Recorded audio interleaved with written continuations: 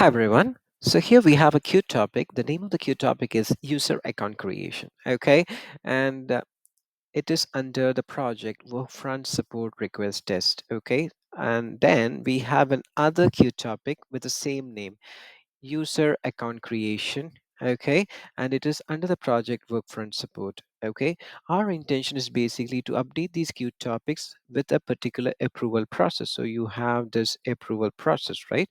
Um, so we need to add Workfront manager approval to this queue topic. Okay, to these queue topics. Let's say these two queue topics. Okay, that's a requirement. Similarly, there might be many other queue topics with the same name, and you might want to attach an approval process to these queue topics. Okay, you can use this method. Okay, I'm going to show that to you. Okay, let's see that in action. Okay, so let's build the scenario here. Okay, so let's add a global variable, choose module, tools. Okay, set multiple variables. Okay, var approval process ID equal to, what is the approval process ID? Let's go and check it out. So let's go here. Let's go to approvals. Okay, and basically we need this particular approval, right? Workfront manager approval. Okay, what is the approval process ID here? Let's copy that. Okay, this is what we want there. Let's copy paste it here. Okay, all good, perfect. Okay, um, okay, what happened there? Save. Okay, perfect. Now it's working fine. So let's now add another module, Adobe Workfront custom API call. Basically, we need to fetch those queue topics first of all. Okay, so how do you fetch it? Let's do a custom API call. Let's say QUET. Okay, search. Okay, let's search by the name of the queue topic. Name equal to, what is the name? Um, Name of the queue topic is this, right? User account creation. So let's copy paste that here. And what are the fields that I want? I want all the fields. Okay, I want all the fields equal to star. Okay, and sorry, fields equal to star, comma. Then I also need the custom form details. Okay, if you see that you have a couple of custom forms, right? I want those details as well. So let's try to get that also here. So let's go to approvals. um, okay, so let's go to API Explorer there. API Explorer is here, and let's say this is the queue topic, right? Under queue topic we have collections. So let's copy this object categories here, and let's say object categories colon. So this is nothing but the custom form details colon. I want all the fields related to the custom form, right? That's what it, to the custom forms, basically. That's what it means. Okay, um perfect. So I got everything here. Okay, so let's try to run this. Okay, hopefully it should work. Okay, let's try to run this, and you can see the body here. Have two queue topics coming up here. The first queue topic, user account creation, and you have the object category, the custom form details are here. Again, you have another queue topic here. Okay, perfect. And then you have the object categories as well, the custom form details are here. Okay, now let's try to now the next step is basically to formulate the JSON message structure. Okay, so that we can update the queue topics. Okay, how do you get the JSON message structure? Let's try to actually fetch one queue topic, and then we can formulate that structure. Okay, so let's say let's add another parameter, and dollar limit equal to 1. So that means it will pull out only one queue topic. Okay, that's what we need, because we need the structure for one queue topic, right?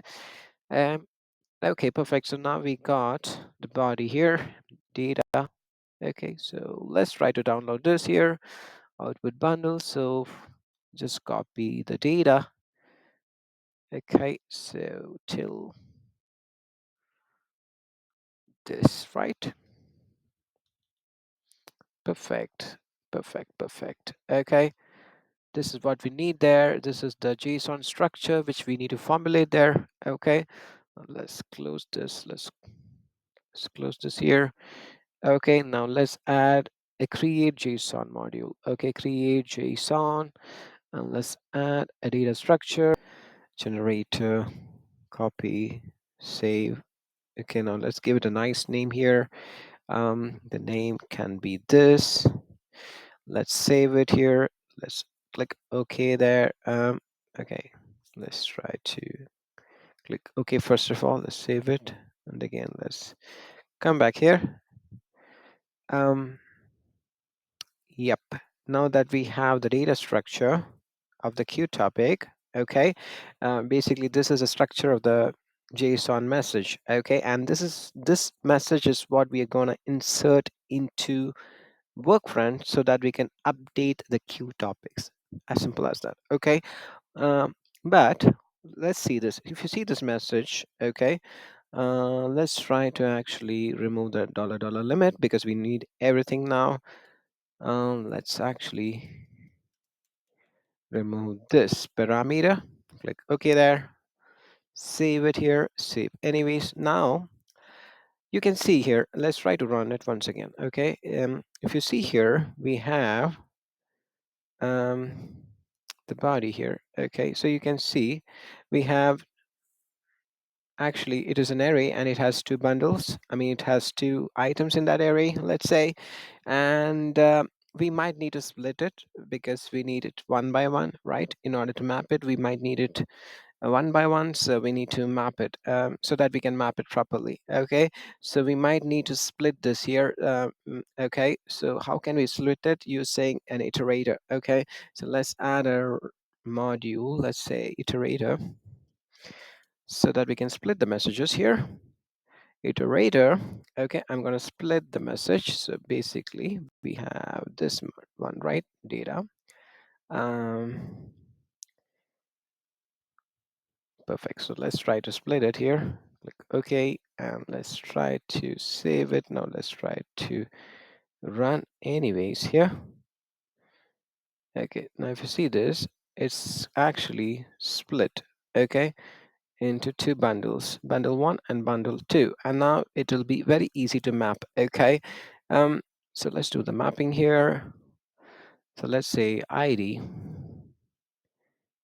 name, object code. Let's map the allowed OPT task types. Okay, let's map the customer ID there.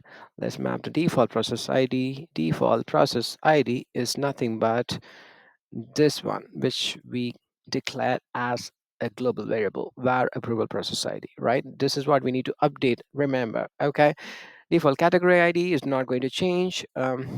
Okay, and default duration minutes is going to be the same. Default duration unit is going to be the same. Okay, um, and then default root ID is going to be the same. Description is going to be the same. External reference ID is going to be the same. Parent topic group ID is going to be the same. Parent topic ID is going to be the same. Q definition ID is going to be the same. Okay, object categories, map it properly from here. Okay, hopefully everything is mapped properly. Okay, now let's try to click on show advanced settings. We don't want to do this. Okay, let's click on OK there, save it. Okay, now that we have the data structure, we have the message here. So we have two messages, okay, with the proper structure. Okay, now let's try to update the queue topics here. So let's do another custom API call. Let's say QUET, okay, and let's say post. Actually, we need to do a put because we are going to update it, right? So let's do a put here, and the body is going to be this, right? The JSON message that we formulated. Okay, click OK there, and I think it should work now. So let's try to do a test now. Okay, let's run it, and hopefully it should work. Okay, it updated two queue topics. the two queue topics here, topic 1 and topic 2. So now let's try to check Workfront. Okay, so let's go to Workfront. So this is the first queue topics. Let's refresh it. Hopefully the approval process should be updated here. Here we go. The approval process is updated here.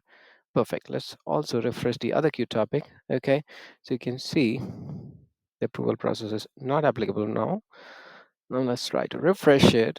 Hopefully it should get updated as well. Here it is, it's updated. Okay, so this is how you update queue topics, and it can be any field that you want to update. You can use the same method. Okay, and it can be like hundreds of queue topics, thousands of queue topics. Okay, you can use the same method to do that using Fusion. Okay, I hope you like this video. Have an awesome day.